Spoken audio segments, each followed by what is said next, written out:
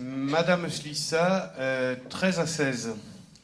Donc la délibération 13, c'est la commune qui concède une servitude de tréfaux sur une parcelle communale pour donc RDF et le SMED 13. L'endroit de cette petite parcelle est rue Jean Écart, à côté donc de l'école des Casonneaux. Je vous le confirme, puisque vous m'aviez posé la question. C'est bien elle. Oui, Madame Battini. On aurait quand même voulu la situer, quoi. Parce qu'à côté de l'école des Casonneaux, c'est où l'école des Casonneaux? Vous savez, c'est grand l'école des Casonneaux. Sur la rue Jean Écart, c'est à côté des poubelles, quoi, plus ou moins. Mais attendez, excusez-moi, on ne peut pas mieux la situer qu'avec la section cadastrale. On ne va pas vous dire c'est à côté des poubelles sur une délibération. C'est la section AT 132. Vous vous reportez au cadastre et vous trouvez où c'est. Ça peut pas être mieux situé. Dans le cadre de la délibération, nous avons demandé rendez-vous donc à l'élu à l'urbanisme qui, lors de ce rendez-vous, nous a pas produit les pièces nécessaires à la prise de connaissance, si vous voulez, de cette parcelle. Donc, on attendait aujourd'hui, avant le conseil municipal, qu'on nous fasse passer ce document-là. Vous nous dites, oui, c'est dans la périphérie des Casonneaux, ou de l'école des Casonneaux. Oui, bien, oui. Moi, ce que je veux faire remonter, c'est qu'aujourd'hui, c'est encore superflu, quoi. On a rien de concret. Je sais pas où c'est. C'est la parcelle AT132. Voilà. Il y a un cadastre, vous vous y reportez, vous verrez où ça se trouve, c'est tout. On aurait pu avoir toutes les informations si on avait pu aller à la commission à laquelle, cette semaine encore, c'est dommage, tiens, que vous n'y étiez pas. Bah oui, vous nous avez interdit l'accès. C'est bête, hein. On y est venu. C'est dommage, vous devriez m'écrire pour qu'on étudie la question. Exactement, on y est venu, et puis encore une fois, on nous a interdit l'accès à cette commission, donc je vois que vous montez sur vos grands chevaux parce qu'on n'a pas l'info, mais juste donnez-nous accès aux commissions auxquelles on a le droit, et puis dans ce cas-là, on posera plus toutes ces questions. Je monte pas sur ces grands chevaux. Madame Battini dit c'est imprécis. Or, il n'y a rien de plus précis qu'une section cadastrale. Je monte pas sur mes grands chevaux.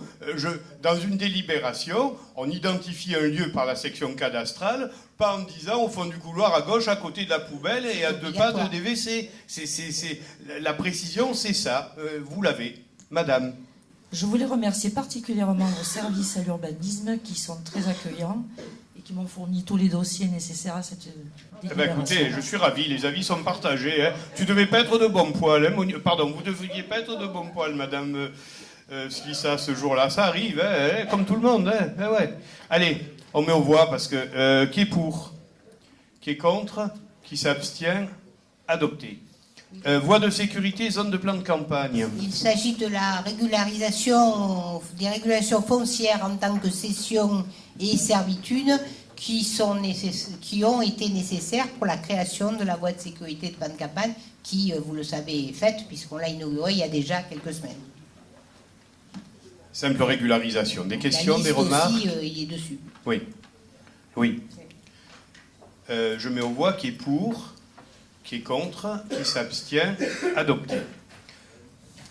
Donc la 15. La 15.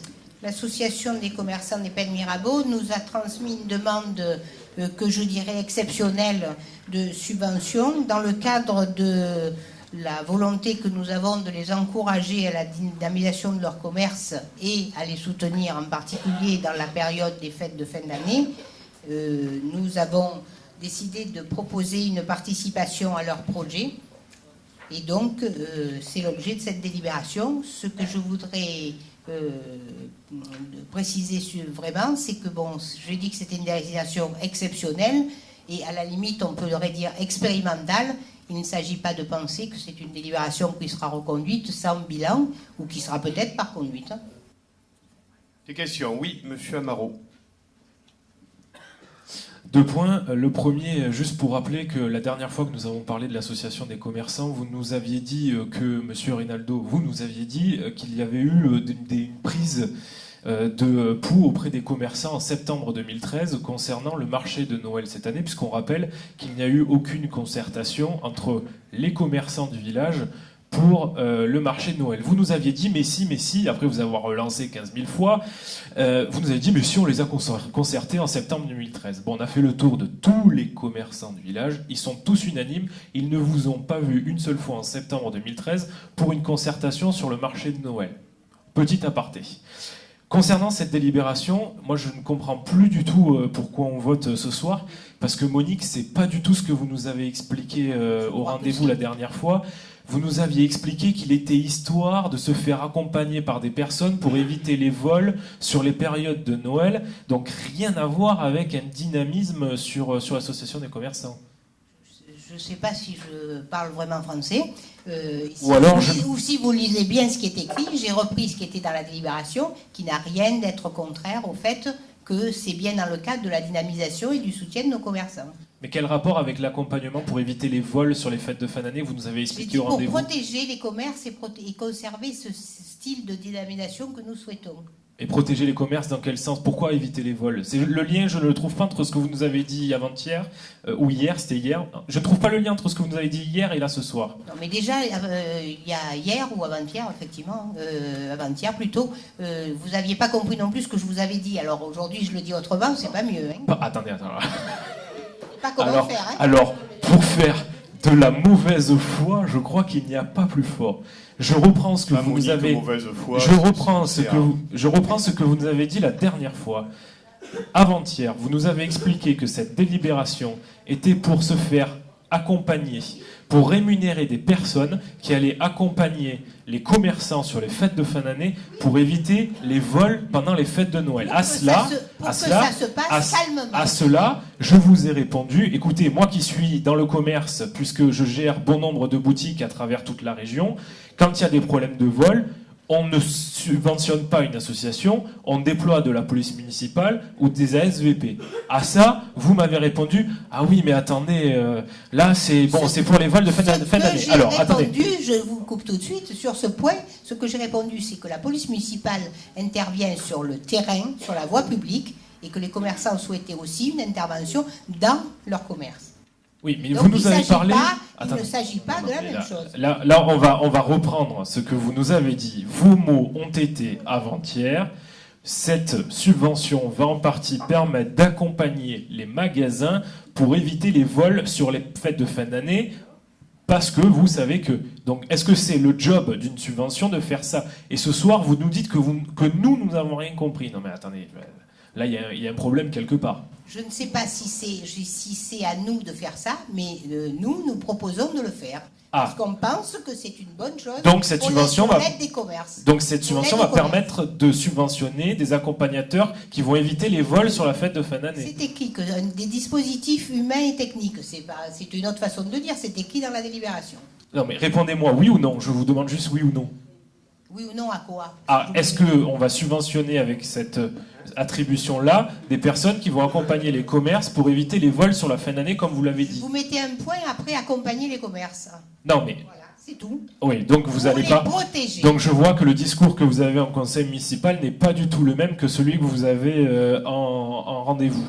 Si en tout cas, ce que vous nous avez dit en rendez-vous correspond à la délibération de ce soir, nous, ce que l'on maintient, c'est que ces subventions-là, oui, pour dynamiser les commerces. Si c'est 3000 et quelques euros, 3280 euros qui vont aller pour les commerces afin qu'ils se dynamisent sur la fin d'année, soit par des fêtes de Noël, soit par d'autres fêtes tout au long de l'année, oui. Si on est dans le cadre de ce que vous nous avez dit avant-hier et si vous êtes un petit peu honnête avec le conseil municipal ce soir, non, parce que ce n'est pas une subvention de 3000 euros qui doit faire en sorte qu'il y ait une présence sécuritaire un petit peu plus élevée au niveau des commerces. C'est à la police municipale et aux agents ASVP de le faire. Oui, c'est le débat. C'est le débat que nous avions eu lors du dernier conseil municipal sur les dispositifs de police, de protection et de prévention. J'avais dit, et je le répète, que on peut toujours demander de doubler, de tripler la police municipale, que nous, les efforts que nous avions consentis sur l'augmentation des effectifs de police municipale, nous n'irions pas au-delà. Mais bon, il est de bonne guerre de votre part, quand je dis de votre part, vous, M. Amaro, vous, M. Fuzon, de dire que ces efforts sont insuffisants. Ce qui est d'ailleurs très amusant, c'est que dans les communes qui sont aujourd'hui gérées par le Front National, entre autres, ces efforts sont nettement moins importants que ceux qui sont consentis au Pen Mirabeau, et j'ai les chiffres à l'appui, on les sortira si nécessaire. Bon. Pour revenir à votre objection, accompagner une association de commerçants afin d'améliorer leur service de fin d'année par une subvention pour les aider à un moment donné à l'intérieur de leur commerce à se protéger, ça ne me paraît pas scabreux. C'est par contre un élément nouveau, et comme l'a rappelé Monique, c'est exceptionnel et non reconductible. Quand on dit c'est expérimental, on évaluera ce dispositif ensemble, l'association des commerçants et la municipalité après, pour voir si cela a été véritablement efficace.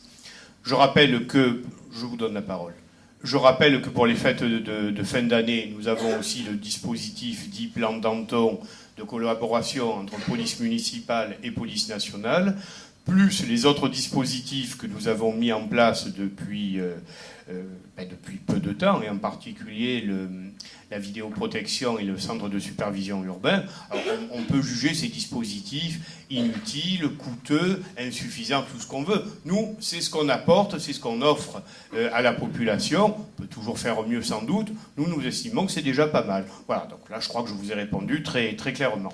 Du coup, l'accompagnement va se matérialiser comment, alors, concrètement? Justement, on enverra l'évaluation après les fêtes. Nous évaluerons tout de suite après les fêtes de fin d'année les dispositifs qu'auront pris les commerçants en la matière, y compris si c'est du gardiennage. C'est-à-dire gardiennage, excusez-moi. Ah non, mais je pose la question volontairement. Du gardiennage de commerce, c'est-à-dire ça va se matérialiser comment? Par des gardiens. D'accord. Donc qui remplace en gros le travail de la police municipale. Pas du tout. Excusez-moi, mais la police municipale, elle est sur la voie publique. Les éléments de protection que peuvent éventuellement mettre en place les commerçants, c'est au sein de leur société. Donc des vigiles. Les gardiens. C'est le mot vigile. Moi, le mot vigile, il a toujours une connotation péjorative. Ça passe en général par des sociétés qui sont agréées de gens compétents. Personnellement, ça ne me choque pas du tout. Ouais. Mais c'est votre droit de ne pas le partager. C'est un dispositif. Les commerçants, dans ces périodes de fin d'année, se sentent parfois... Vous savez, nous, le plan de Danton, on ne va pas en diffuser le détail pour des raisons bien évidentes, mais on essaie toujours d'avoir une longueur d'avance sur les malfrats. Et bien évidemment, les malfrats, eux, ils font exactement la même chose. Donc on essaie d'anticiper sur la voie publique, je dis bien sur la voie publique, à certaines heures et à certains jours qui nous paraissent les plus opportuns, la présence. Maintenant, la présence est toujours insuffisante. Et sur les fêtes de Noël, la police municipale sera présente jusqu'à quelle heure au village des Pennes-Mirabeau, auprès des commerces? Je n'ai pas à vous donner le détail de l'organisation temporelle de... Non, mais bien évidemment. On reste flou. On ne reste pas flou du tout. Vous voulez que je dise...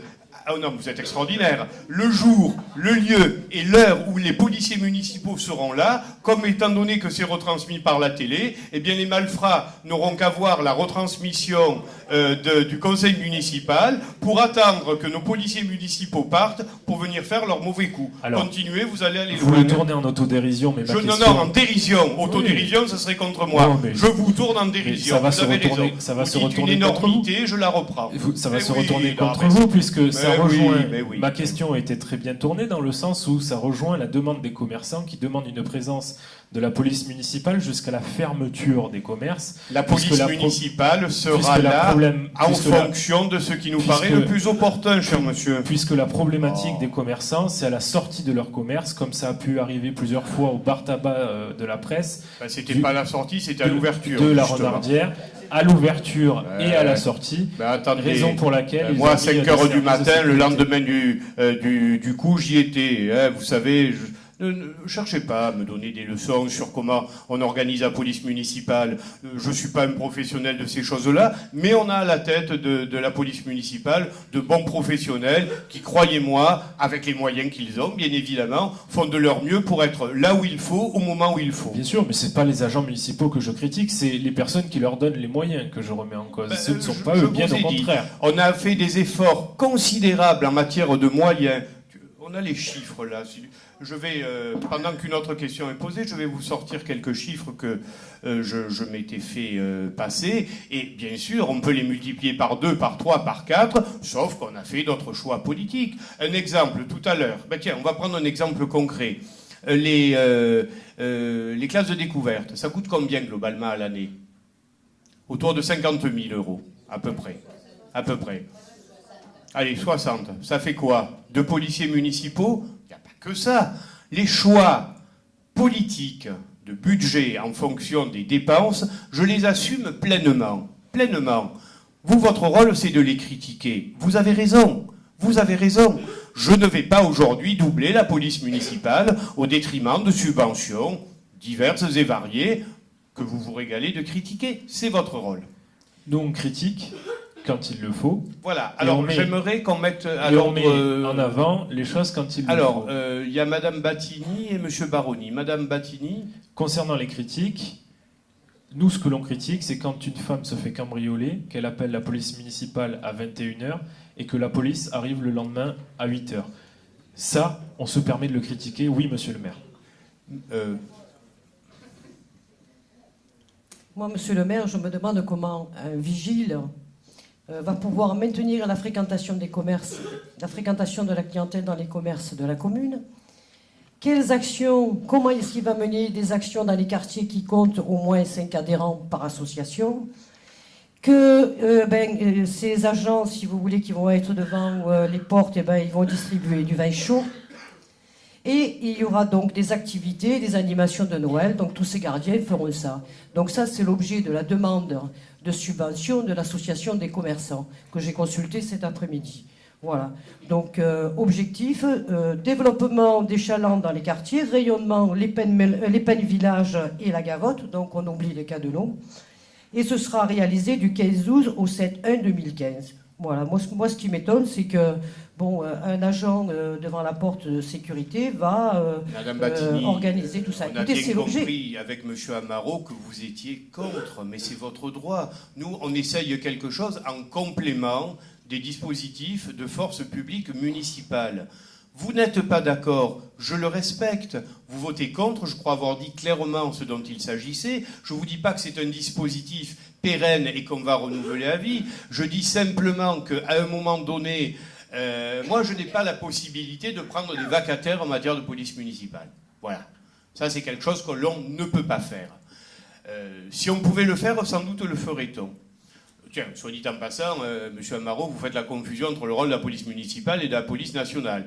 La plupart du temps, la police municipale se déplace à toute heure du jour et de la nuit quand il y a un souci, que ce soit cambriolage ou agression.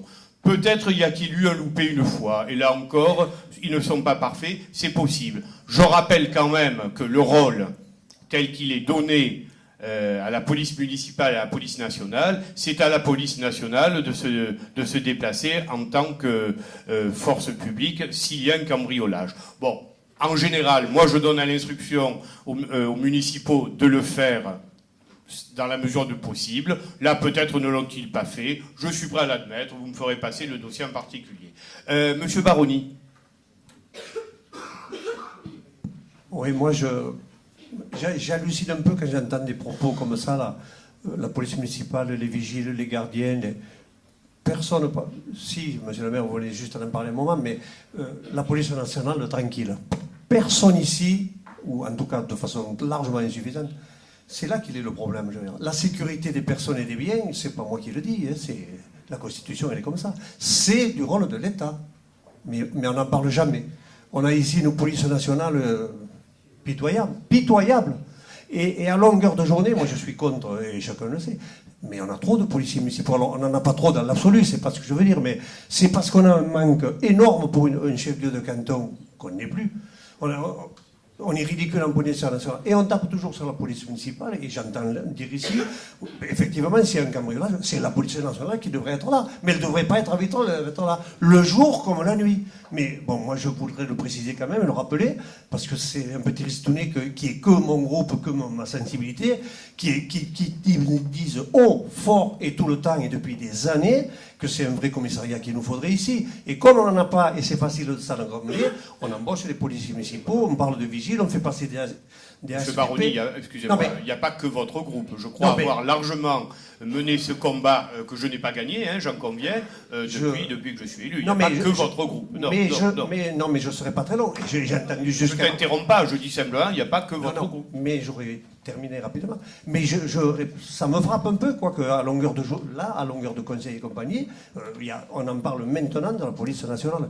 Je sais qu'on ne va pas régler le problème. En tout cas, pour être rapide, par rapport au dynamisme, et moi je pense que je suis pour, et pourtant c'est des sujets un peu scabreux effectivement, mais je suis pour qu'on favorise tout ce qu'on peut faire pour prioriser le commerce local, la vie locale, l'animation locale.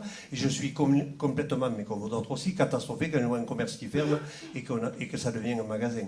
Et je crains, et juste, bon, je ne l'aurais pas dit, mais je le dis là, quand je vois à 6h du matin les deux ASVP comme ça seuls dans la rue, voilà, donc je suis... Voilà, c'est tout ce que je dis, j'en dis pas plus, mais voilà. Mais sur la subvention, et à titre exceptionnel, et qu'on nous regarde un peu, oui, si on peut tout faire pour que le commerce il soit vivant, oui, dans les quartiers, oui. Alors, je voudrais clore le débat en donnant quand même quelques chiffres. Je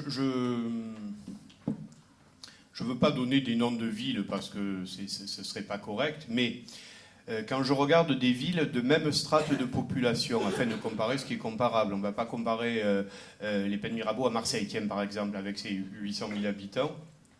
Nous sommes la deuxième ville du département la plus dotée en matière de sécurité. Et de très loin. Ah non, mais et de très loin. Et je prends encore une fois des villes de strate de, allez, 10 à 25 000 habitants. Voilà. Je les ai sous les yeux, c'est facile à trouver, ce sont des documents que l'on trouve sur Internet, sur les sites adéquats, qui sont des sites de l'État.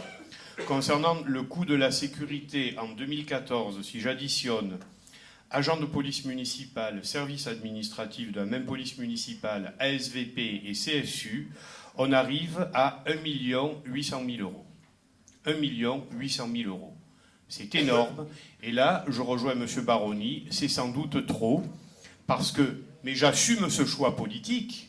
J'assume ce choix politique.